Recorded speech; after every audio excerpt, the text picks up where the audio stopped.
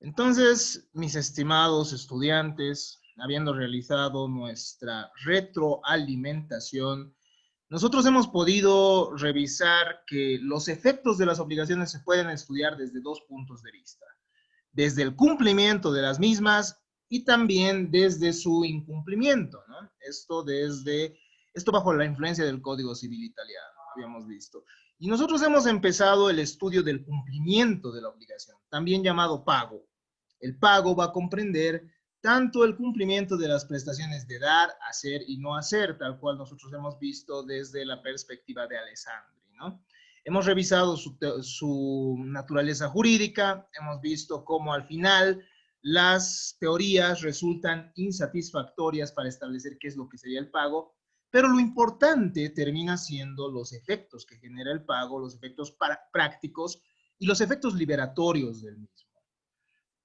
Hemos visto cuáles son los elementos esenciales del pago, que tiene que haber una manifestación de voluntad del solvens para cumplir, tiene que haber un objeto físico y jurídicamente posible, aspecto que ya lo hemos analizado al momento de revisar el objeto, ¿no? Hemos visto que el pago, para ser válido, también tiene que tener ciertos requisitos, ¿no? Como la capacidad de las partes, no tiene que haber vicios del consentimiento. Hemos revisado que los vicios del consentimiento son el error, el dolo, la violencia. Hemos visto además que tiene que existir licitud de la prestación o de la abstención, ¿no? Nadie puede obligarse a lo ilícito, aquello que sea imposible jurídicamente. Hemos visto además que hay elementos específicos del pago. Estos elementos específicos del pago son la existencia de una deuda, en primer lugar. Tiene que existir una deuda tal cual hemos establecido, ¿no? Tiene que existir algo que entregar, un servicio que realizar a favor del sujeto pasivo. Hemos visto además quién puede ser solvens, quién puede ser accipiens. Hemos visto que los sujetos del pago no son los mismos necesariamente que los sujetos de la obligación, que son el deudor y el acreedor, ¿no? Hay dos sujetos diferentes al momento del pago. Y bueno, hemos visto que el pago tiene que cumplir con el principio de exactitud, ¿no? Hemos hablado de la diligencia en el cumplimiento, es decir, que el deudor tiene que cumplir con una diligencia del bonus pater familias, una figura que se ha creado desde el derecho romano, ¿no? El buen padre de familia, un ser ideal, prudente, razonable, cauteloso, que cumple sus obligaciones siempre bajo estos estándares de razonabilidad, ¿no? Y esto va a determinar si efectivamente una persona ha cumplido o no la obligación, ¿no? Esta diligencia. Hemos visto además que las obligaciones de dar al momento de implican además ciertos aspectos, ¿no? Es decir, si uno tiene que entregar un bien, además se compromete a conservarlo. Cuando se trata de cosas genéricas, el deudor se libera entregando cosas de calidad media, ni las mejores ni las peores, como habíamos manifestado, ¿no? Hemos hablado además que en las obligaciones de hacer, el cumplimiento tiene que ser personal, a menos que el acreedor consienta que cumpla a otra persona. Esto lo establece el artículo 296 de nuestro Código Civil, ¿no? Entonces, en las prestaciones de hacer, tendría que ser el deudor quien cumpla la prestación. En el caso de las prestaciones de no hacer, se tiene que cumplir desde el mismo momento en que la persona se compromete a la abstención. De esta manera hemos llegado a establecer y hemos llegado a aclarar que el pago va a generar efectos liberatorios, ¿no?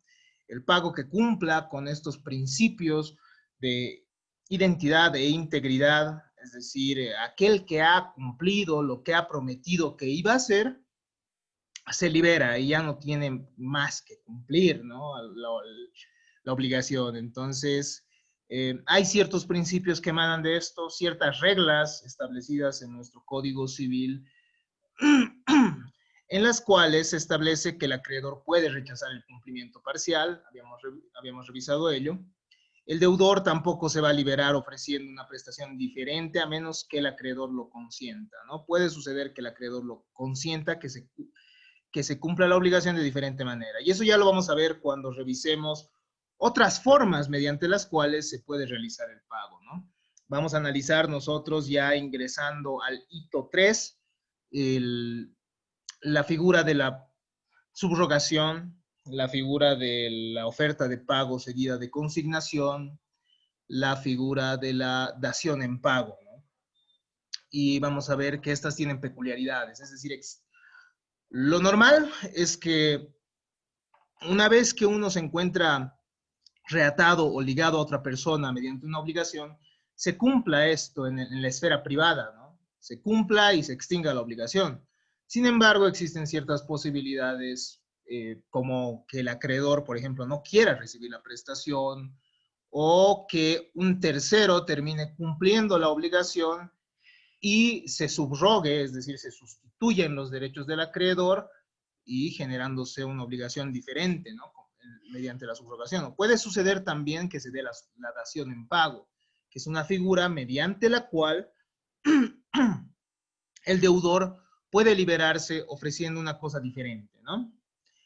Si se cede un crédito, también habíamos visto entre las reglas, ¿no? Si es que una persona debe a otra una determinada prestación y le otorga un crédito, entonces se extingue la obligación en el momento en que se paga el crédito, ¿no? Habíamos dado un ejemplo, por ejemplo, si Andrés Ralde me debe $10,000, pero me dice, a mí también Fati Estrada me debe $10,000.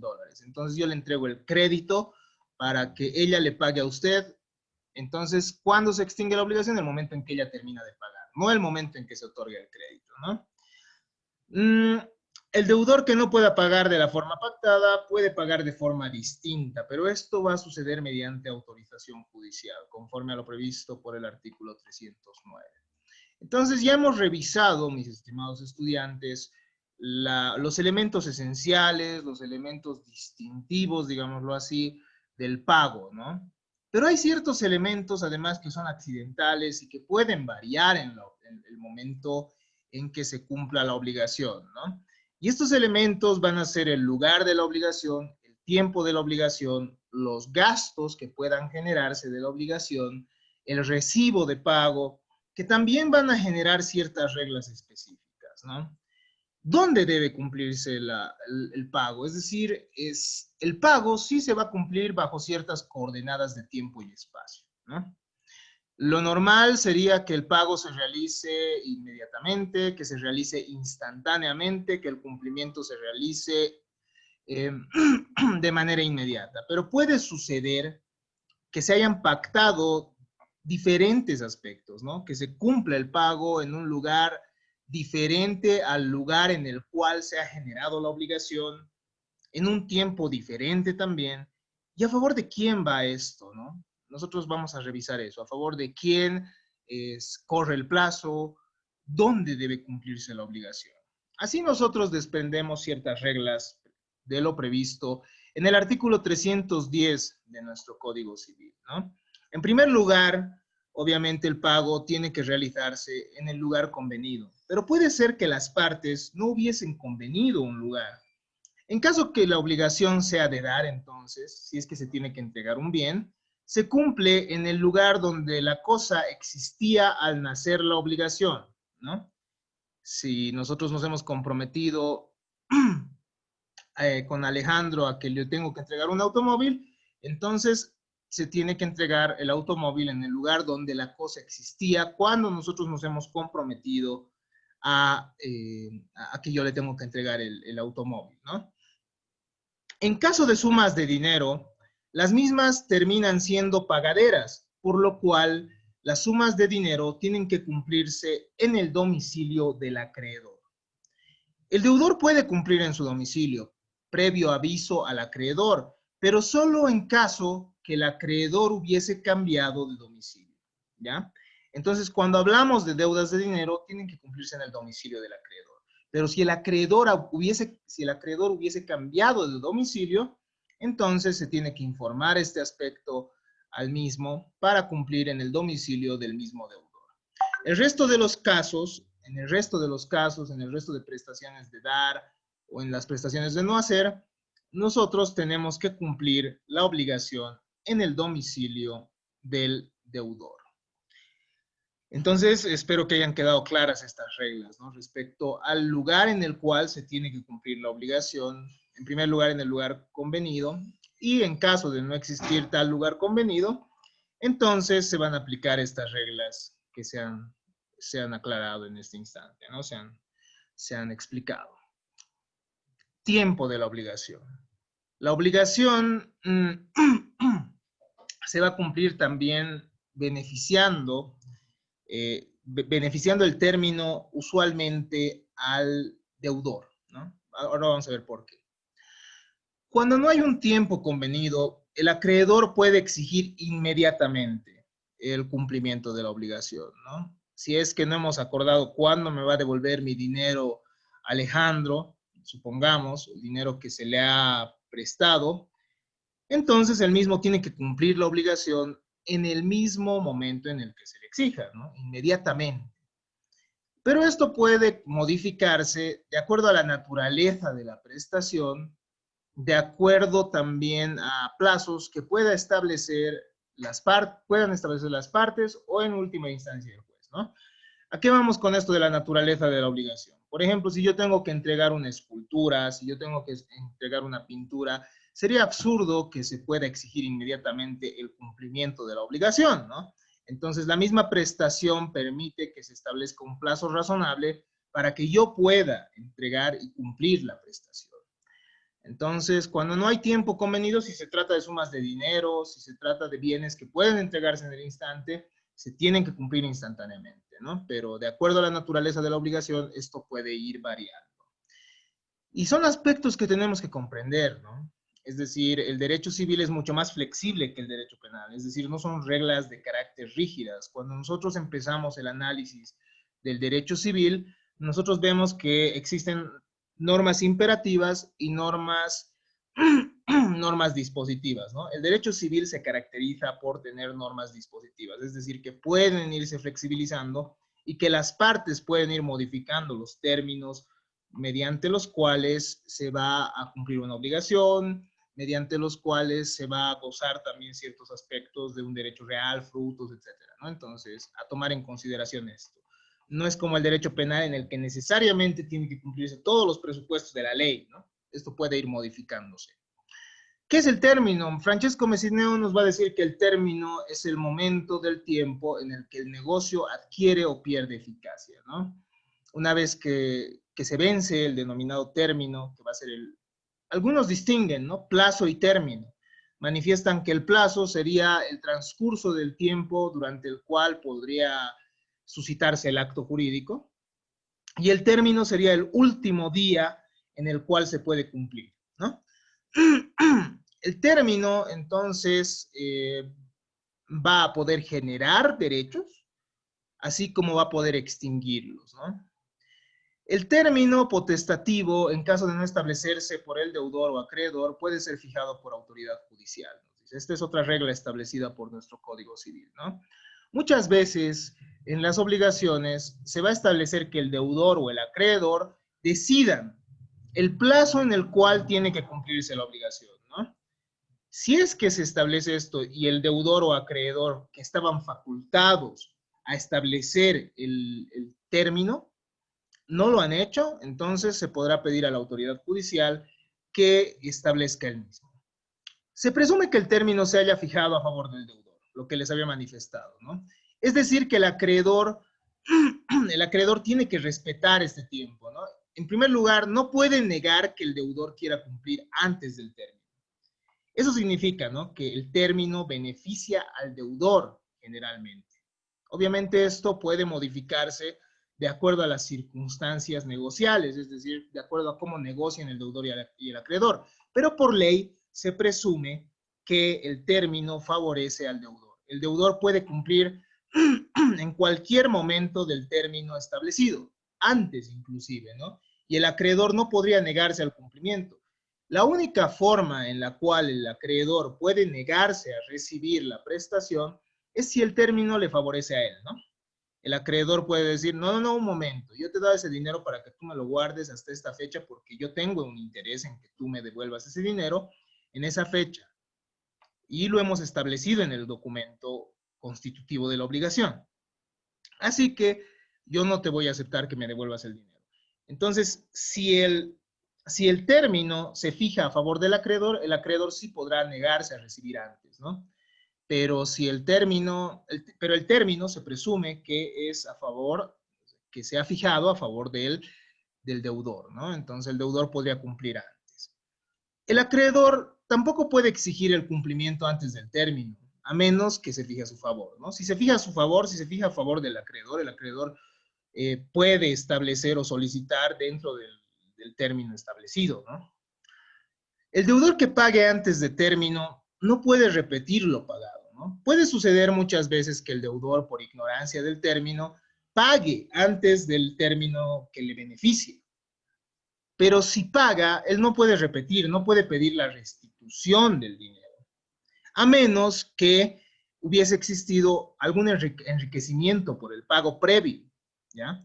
Si es que hay un enriquecimiento por el pago previo que hubiese realizado el deudor a favor del acreedor, entonces el acreedor puede devolver, pero en la medida de su enriquecimiento, ¿no ve?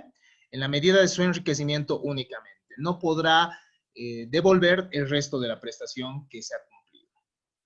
Finalmente, el deudor no se beneficia con el término si se ha vuelto insolvente o disminuye por hecho propio las garantías. Este es un aspecto sumamente importante, ¿no? La ley establece que el deudor tiene el beneficio del plazo, ¿no?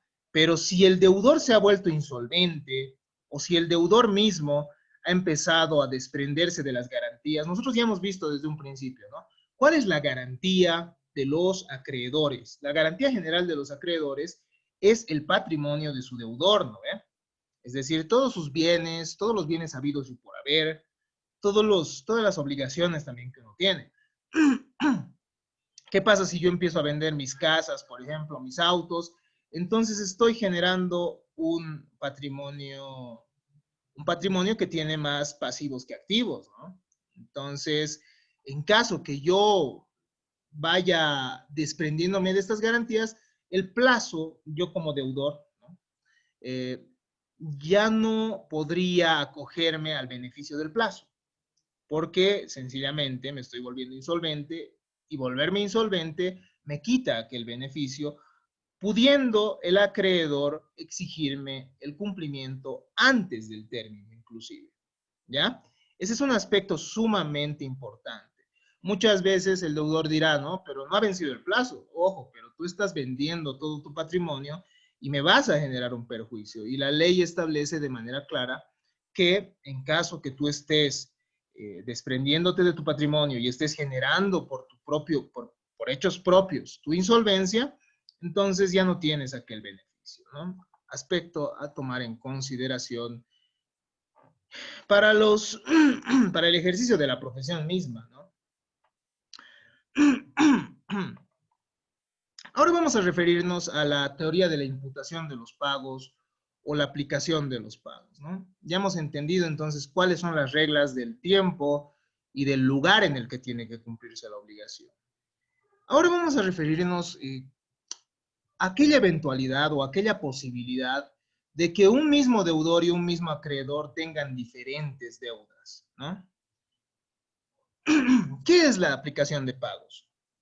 Llambias nos habla de que también estamos hablando de una teoría de imputación del pago. Implica un conjunto de reglas que definen cuál de varias obligaciones tiene que aplicarse, a cuál de varias obligaciones tiene que aplicarse el pago que realiza el deudor, ¿no? Por ahí puede suceder que yo tenga, digamos, 3, 4 o 5 deudas a favor de Nicole Bustillos. Yo sea su deudor y tenga 5 deudas diferentes a favor de ella. Y le realizo un pago. Entonces, la pregunta que va a resolver la aplicación de los pagos o teoría de imputación de pagos es, ¿a cuál de las deudas se le asigna ese pago? ¿No?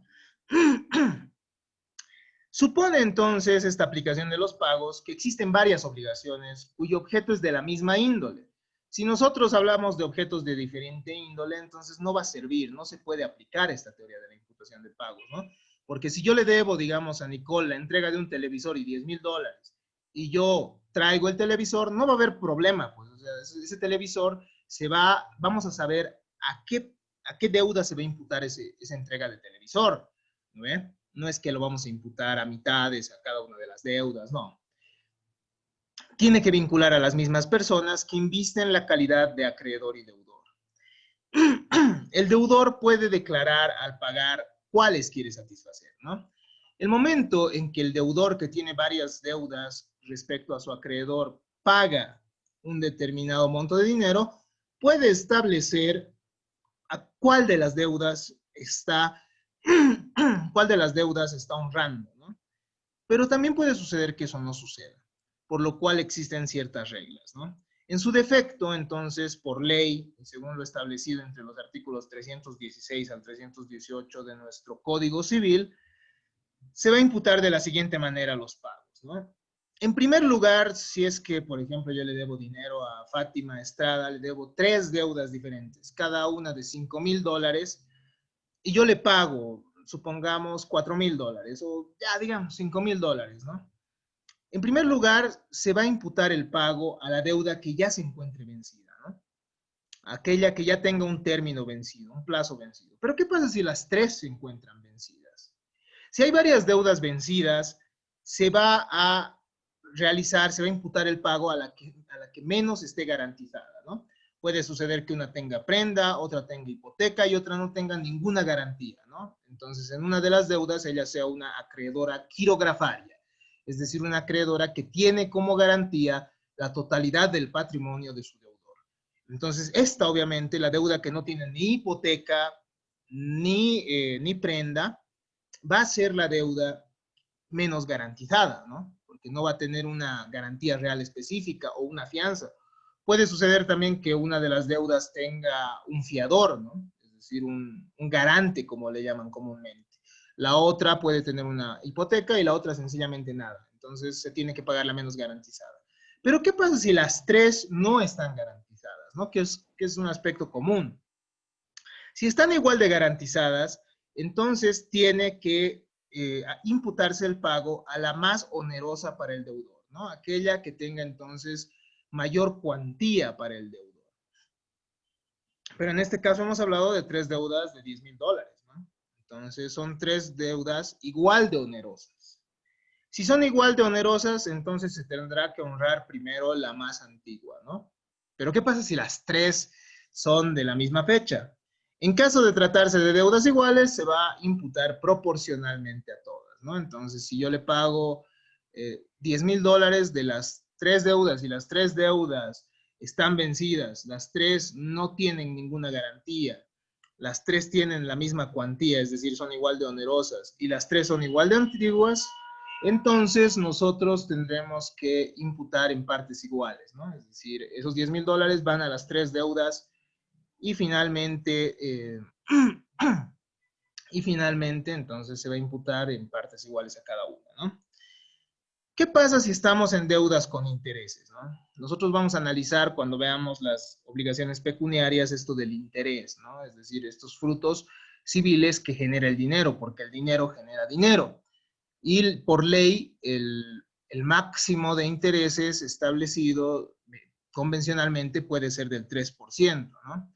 Y en caso de no establecerse un interés convencional, hay un interés legal del 6% anual. Eso ya lo vamos a revisar con más detalle en nuestro último hito, nos tocará. En deudas con intereses, el deudor no puede imputar el pago al capital con preferencia a los intereses y gastos sin consentimiento del acreedor. ¿Qué significa? Si supongamos yo le debo $5,000 a Carmen Karen Calle, le debo a Carmen Calle $10,000, pero aparte yo le debo de intereses, qué sé yo, ya se habían hecho, supongamos, $500, aparte de los $10,000 que le debo, ¿no? Yo, para imputar al capital, con preferencia a los intereses, tengo que tener el consentimiento de Carmen. ¿Por qué? Porque ustedes han visto ya que en el derecho civil hay un principio que nos dice, ¿no? Lo accesorio sigue la suerte de lo principal. Entonces, si yo imputo todo al capital, puede ser que el capital desaparezca y los intereses, al ser accesorios, también tendrían que desaparecer. ¿No ven? Entonces, esto obviamente generaría también cierto perjuicio al acreedor. Por lo cual, si es que yo voy a imputar con preferencia el pago al capital, entonces tiene que haber consentimiento del acreedor, ¿no? Si yo le debo $10,000, 500 de intereses, y yo quiero pagarle $2,000 solo para los solo destinado al capital y no hacia el interés, entonces tendrá que aceptar el acreedor necesariamente, porque esto puede resultarle perjudicial, reitero, ¿no? Puede suceder que se pague el monto capital y finalmente los intereses, al ser accesorios, también se extinguirían, ¿no? El pago hecho al capital y a los intereses sin observación del acreedor, nos dice, ahora, ¿qué pasa si el acreedor no ha observado nada y se paga esos $2,000, ¿no? Se imputa en 1/5 al capital y el saldo a los intereses. Entonces, la ley también protege a ese acreedor, ¿no? Si el acreedor recibe un monto de dinero y no se sabe si va destinado al capital o a los intereses, entonces, por ley, se establece que 1/5 de ese capital va a ir destinado al capital y el resto va a saldar los intereses, ¿no? Aspecto a tomar en consideración.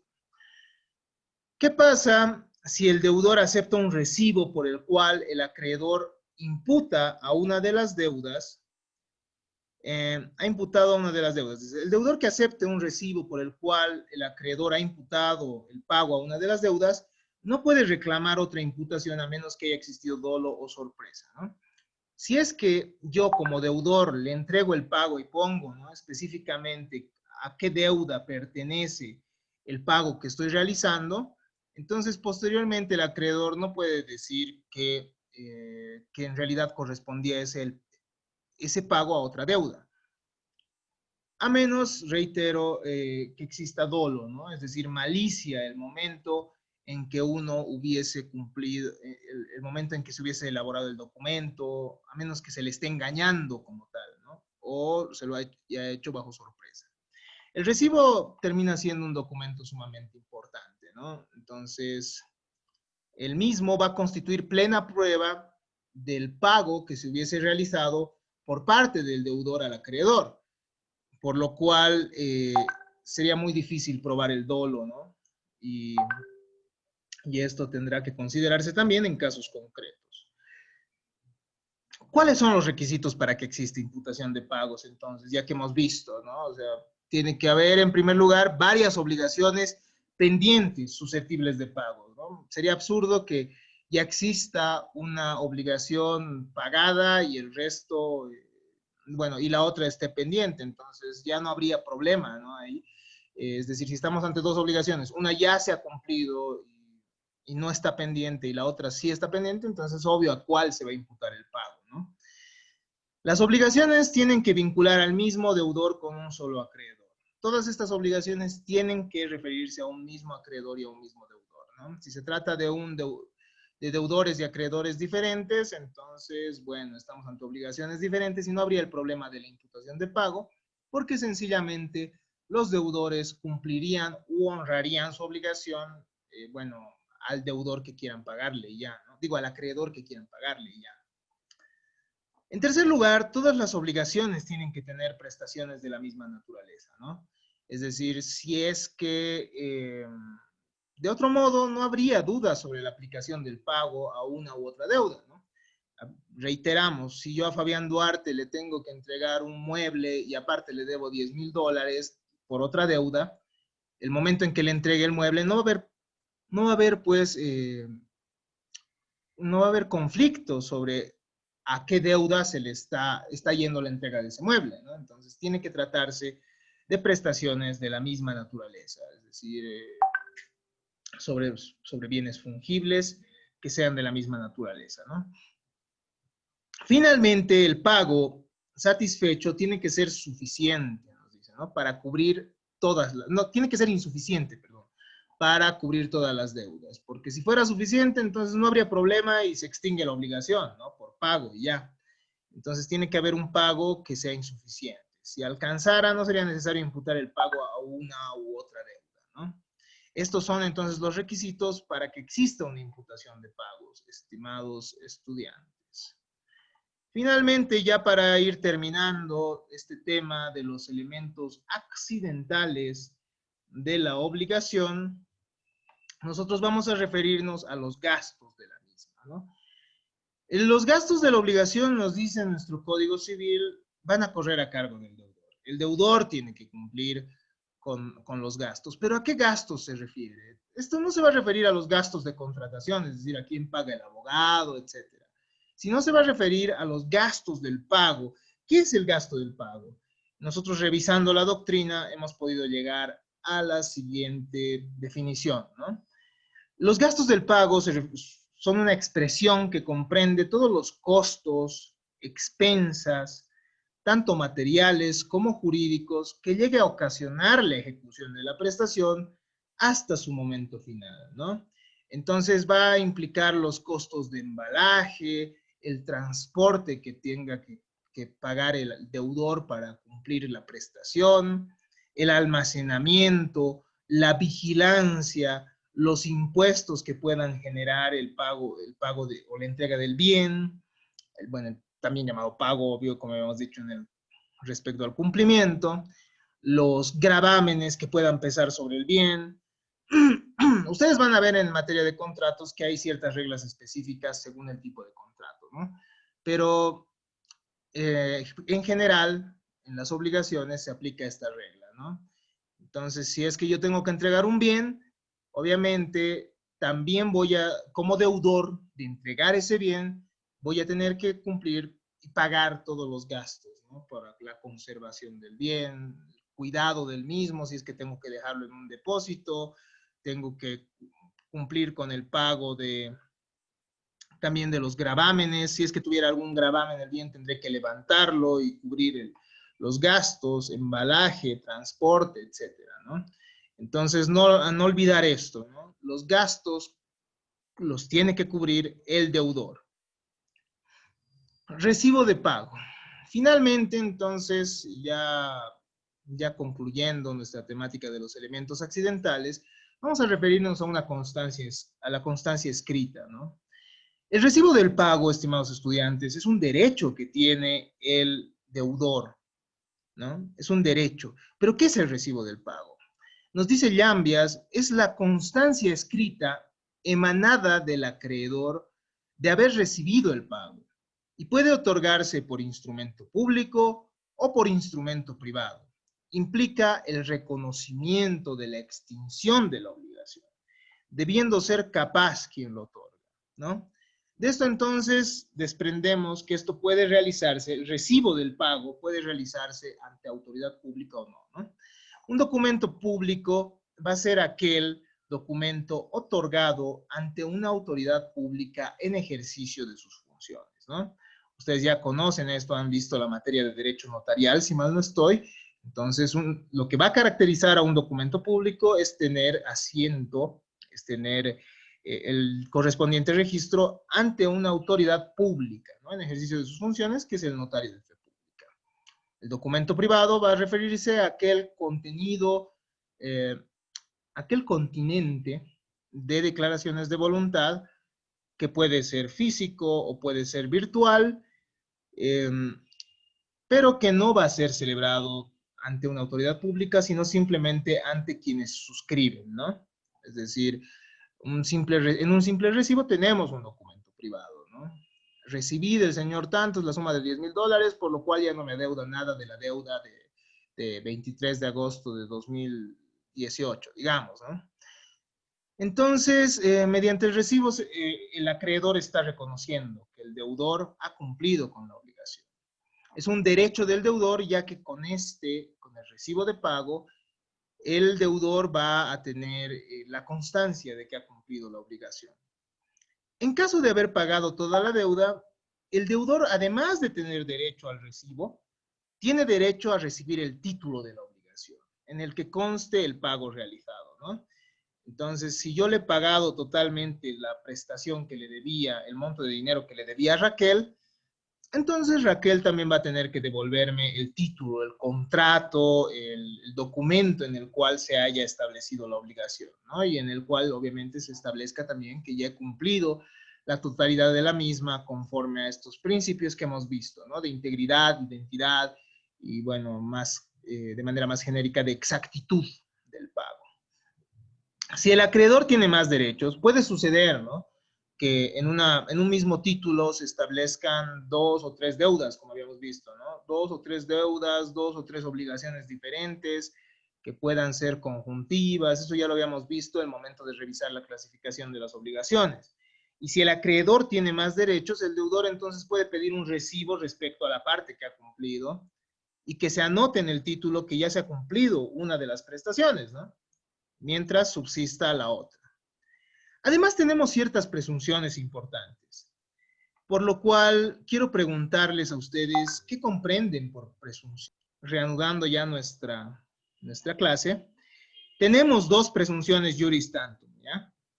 El recibo que se entrega por los intereses u otras prestaciones periódicas hace presumir el pago de las prestaciones similares en periodos anteriores, ¿ya? Es decir, si yo he pagado, si yo he entregado un recibo actual por prestaciones que tienen que pagarse mensualmente, es decir, ejemplo, ustedes saben que los propietarios tienen que pagar expensas, ¿no? Tienen que los copropietarios dentro de la propiedad horizontal pagan expensas. Si a mí se me ha otorgado un recibo por el mes último de las expensas, se presume que yo ya hubiese pagado las anteriores. ¿Me entienden? Esa es la primera presunción, entonces. El recibo dado por intereses u otras prestaciones periódicas hace presumir que se ha pagado las anteriores que también han sido periódicas, ¿no? Si es que yo ya tengo un recibo de la última, del último pago. A menos, obviamente, que se demuestre lo contrario. Por eso estamos ante una presunciones juris tantum, ¿no? No son juris de jure. El recibo por el capital hace presumir el pago de los intereses. Si es que el deudor recibe por parte del acreedor un recibo en el cual se establezca que le están pagando el capital, entonces se presume que los intereses hasta ese tiempo están pagados. ¿Ya? Ese es un aspecto que no deben olvidar. Entonces son aspectos que en determinado momento, incluso en un juicio, como excepciones de pago, pueden servirnos, ¿no? La ley misma está estableciendo estas presunciones. No tienen que olvidarlas.